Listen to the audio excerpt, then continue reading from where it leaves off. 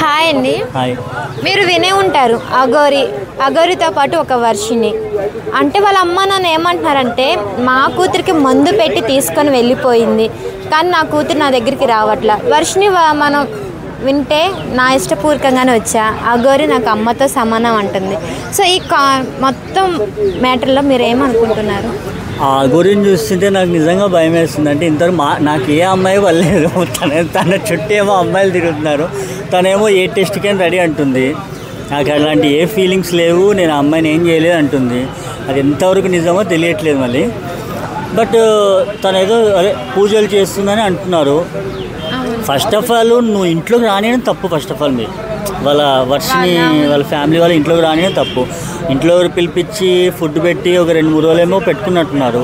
అది మీ తప్పు కదా, రానివ్వకూడదు. ఫస్ట్ ఆఫ్ ఆల్ ఎవరో మన ఇంట్లో వాళ్ళనే మనం ఒకసారి రానివ్వము ఇంట్లోకి. అతని గురించి మీ తప్పు. ఇంకా తను ఏం చేశాడో తెలియదు కదా మనకి. ఏదైనా శుద్ర పూజలు అవి చేస్తున్నారని అంటున్నారు. తన చేతిలో చాలామంది అమ్మాయిలు కూడా ఉన్నారని టాక్ వస్తుంది.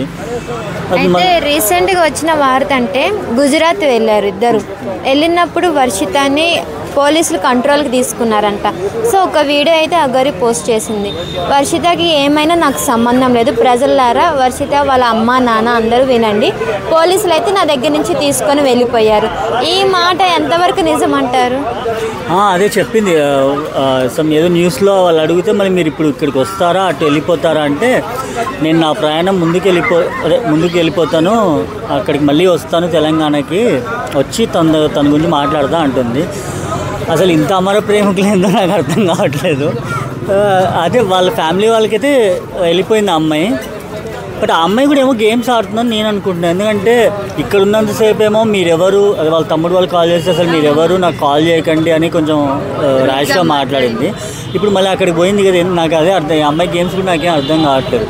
బట్ ఈమె కూడా అఘోరి అందరికి చేతబడి అది చేస్తుందని అంటున్నారు. మళ్ళీ చూడాలి. చాలా మంది అమ్మాయిలు అఘోరి అవడానికి రీజన్ వాళ్ళ ఇంటి దగ్గర ట్రాన్స్జెండర్స్ ఉంటారు కదా, సో బ్లాక్ మ్యాజిక్ చేస్తుంటే తనకి ఇంట్రెస్ట్ వచ్చి వెళ్ళి వాళ్ళతో అడిగిందంట. ఇది మీకు తెలుసా? ఇదండి ఒక మాట. పాప అనవసరంగా థర్డ్ జెండర్స్ని అడ్డు పెట్టుకుని వీళ్ళందరూ ఇట్లా వస్తున్నారు. థర్డ్ జెండర్స్లో కూడా నిజంగా చెప్తున్నా చాలామంది ఎంత మంచి వాళ్ళు అంటే, అందరూ మంచి వాళ్ళని నేను చెప్పను, చాలా వరకు 99% మంచి వాళ్ళు ఉన్నారు.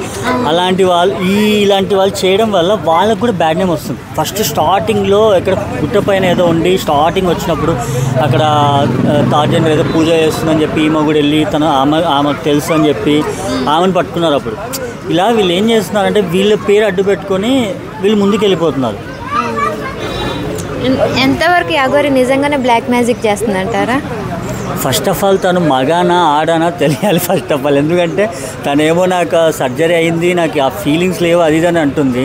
మరి బ్లాక్ మ్యాజిక్ అయితే చేస్తుందని అంటున్నారు. ఎందుకంటే తను ఇప్పుడు ఒక మాట, మేము ఇంత కష్టపడుతున్నాము, మాకే ఒకసారి డబ్బులు ఉండవు, కారు ఐఫోను, మాకే డబ్బులో ఫోన్ ఉంది ఇక్కడ, కానీ ఐఫోన్ వాడుతుంది, అది కూడా 15 Pro Max అనుకుంటా. మళ్ళీ కారు తను తిరిగేదానికి ఎక్కడి నుంచి వస్తాయండి? డీజిల్ ఎవరు ఇస్తారు చెప్పండి? డీజిల్కి దానికి కార్కి ఊరికే రాదు కదా, ఛార్జింగ్ది కూడా కాదు కదా అది. ఫస్ట్ ఆఫ్ ఆల్ వీళ్ళ వెనకాల చాలా పెద్దవాళ్ళే ఉన్నారని నేను అనుకుంటున్నాను. ఎందుకంటే ఇప్పుడు ఎక్కడ గుజరాత్ అంటే కార్ డ్రైవింగ్ మీకు ఎంత అవుతుందో మీకు తెలుసు.